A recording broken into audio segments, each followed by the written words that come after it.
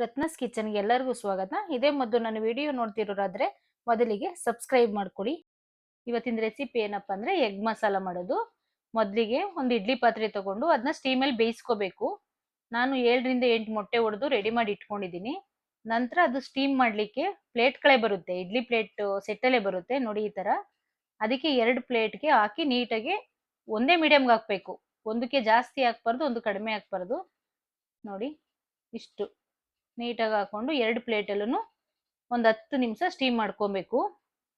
Starting high flame ಕೊಟ್ಕೊಳ್ಳಿ, ನಂತರ low ಫ್ಲೇಮಲ್ಲೇ ನಿಧಾನಕ್ಕೆ ಬೇಯಿಸ್ಕೊಂಡು ನಂತರ ಅಷ್ಟೊತ್ತಿಗೆ ಒಂದು ಮಸಾಲೆ ರೆಡಿ ಮಾಡ್ಕೊಳ್ಳೋಣ. ಅದಕ್ಕೆ ನೋಡಿ ಮೊದಲಿಗೆ ಪಾನ್ ತಗೊಂಡು ಅದಕ್ಕೆ ಸ್ವಲ್ಪ ಎಣ್ಣೆ ಹಾಕೊಂಡಿದ್ದೀನಿ, ಮತ್ತೆ ಈರುಳ್ಳಿ ಹಾಕೊಂಡು ಅದನ್ನ ಫ್ರೈ ಮಾಡ್ಕೊಬೇಕು. ಹಸಿ ವಾಸನೆ ಹೋಗೋ ತನಕ ಸ್ವಲ್ಪ ಫ್ರೈ ಮಾಡ್ಕೋಬೇಕು.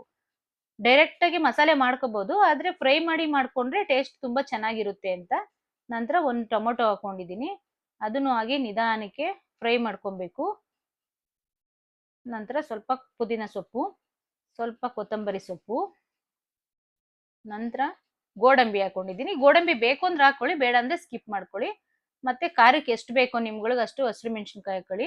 4 ಪೀಸ್ ಲವಂಗ, 7ರಿಂದ 8 ಮೆಣಸು, 2 ಪೀಸ್ ಚಕ್ಕೆ, 4 ಸ್ಪೂನು ಧನಿಯಾ ಪುಡಿ.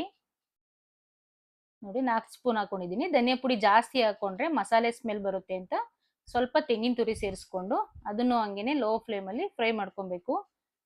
ಮಾಡ್ಕೊಂಡು ನೀಟಾಗಿ ಮಿಕ್ಸ್ ಆದ್ಮೇಲೆ ಒಂದು ಸ್ವಲ್ಪ ಹೊತ್ತು ಒಂದು 5ರಿಂದ 10 ನಿಮಿಷ ಆರ್ಲಿಕ್ಕೆ ಬಿಡ್ಬೇಕು ಅದನ್ನ.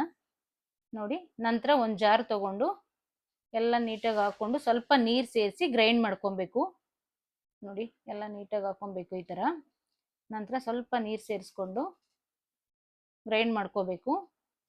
ಅಂದ್ರೆ ನೈಸ್ ಆಗಿರ್ಬೇಕು, ಅತಿ ನೈಸ್ ಅಂದ್ರೆ ಅತಿ ತರಿನೂ ಇರಬಾರ್ದು, ಮೀಡಿಯಂ ಆಗಿರ್ಬೇಕು ಈ ತರ. ನೋಡಿ ಎಷ್ಟು ಚೆನ್ನಾಗಿ ಬಂದಿದೆ ಅಂತ.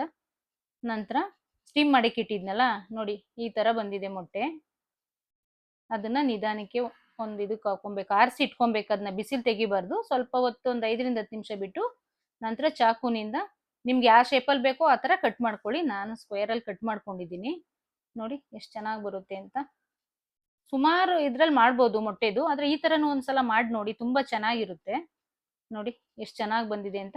ನಂತರ ಒಂದು ಪಾನ್ ತಗೊಂಡು ಅದಕ್ಕೆ ಸ್ವಲ್ಪ ಎಣ್ಣೆ ಸೇರಿಸ್ಕೊಂಡು ಒಂದು ಈರುಳ್ಳಿ ಹಾಕೊಂಡಿದ್ದೀನಿ. ನೋಡಿ ಒಂದು ಈರುಳ್ಳಿ ಕಟ್ ಮಾಡಿ ಹಾಕೊಂಡಿದ್ದೀನಿ. ಅದು ಬ್ರೌನ್ ಕಲರ್ ಬರೋ ತನಕ ಸ್ವಲ್ಪ ಹೈ ಫ್ಲೇಮಲ್ಲೇ ಮಾಡ್ಕೊಳ್ಳಿ ಇದನ್ನ.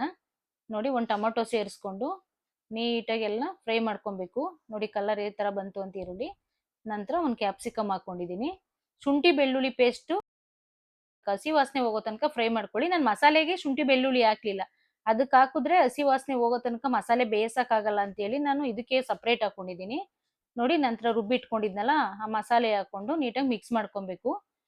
ನೋಡಿ ಅದಕ್ಕೆ ಸ್ವಲ್ಪ ನೀರು ಸೇರಿಸ್ಕೊಂಡಿದ್ದೀನಿ, ಮಸಾಲೆದೆಲ್ಲ ತೊಳೆದು ಜಾರೆಲ್ಲನು. ನಂತರ ರುಚಿಗೆ ಎಷ್ಟು ಬೇಕೋ ಅಷ್ಟು ಉಪ್ಪು ಹಾಕೊಬೇಕು. ನೋಡಿ ಎಲ್ಲನೂ ನೀಟಾಗಿ ಈ ತರ ಮಿಕ್ಸ್ ಮಾಡ್ಕೊಂಡು ಒಂದು 10-15 ನಿಮಿಷ ಕುದಿಲಿಕ್ಕೆ ಬಿಡಬೇಕು ಮುಚ್ಚಳ ಮುಚ್ಚಿ. ನೋಡಿ ಎಷ್ಟು ನೀಟಾಗಿ ಬಂತು ಅಂತ. ನಂತರ ಕಟ್ ಮಾಡಿ ಇಟ್ಕೊಂಡಿದೀವಲ್ಲ ಎಗ್, ಅದನ್ನ ಸೇರಿಸಿ ಮಿಕ್ಸ್ ಮಾಡ್ಕೊಬೇಕು. ನೋಡಿ ಎಷ್ಟು ಚೆನ್ನಾಗಿ ಬರ್ತಿದೆ ಅಂತ, ಘಮ ಘಮ ಘಮ ಅಂತಿದೆ. ತುಂಬಾ ಚೆನ್ನಾಗಿರುತ್ತೆ, ಪೂರಿ ಚಪಾತಿ ದೋಸೆ ಎಲ್ಲದಕ್ಕೂ ತುಂಬಾ ಚೆನ್ನಾಗಿರುತ್ತೆ. ನೋಡಿ ಎಷ್ಟು ಚೆನ್ನಾಗಿ ಬಂತು ಅಂತ. ಇದೇ ತರ ಮಶ್ರೂಮು, ಪನ್ನೀರು ಇದ್ರಲ್ಲೆಲ್ಲ ಸೇಮ್ ಮಸಾಲೆ ಹಾಕೊಂಡೇ ಮಾಡ್ಕೋಬಹುದು. ಎಷ್ಟು ತುಂಬಾ ಚೆನ್ನಾಗಿರುತ್ತೆ ಗೊತ್ತಾ. ದಿನ ಒಂದೊಂದರ ಮಾಡ್ಕೊಂಡ್ರೆ ಟಿಫನ್ಗೆ ಒಂದೊಂದು ವೆರೈಟಿ ತುಂಬಾ ಚೆನ್ನಾಗಿರುತ್ತೆ, ಯಾವಾಗ್ಲೂ ಒಂದೇ ಮಾಡೋದ್ಕಿಂತ. ನೋಡಿ ದೋಸೆ ಜೊತೆ ಎಷ್ಟು ಚೆನ್ನಾಗಿದೆ ಗೊತ್ತಾ. ನೀವು ಮನೇಲಿ ಒಂದ್ಸಲ ಟ್ರೈ ಮಾಡಿ ನೋಡಿ. ವಿಡಿಯೋ ಇಷ್ಟ ಆದ್ರೆ ಲೈಕ್ ಮಾಡಿ. ಸಿಗೋಣ ನೆಕ್ಸ್ಟ್ ವಿಡಿಯೋದಲ್ಲಿ.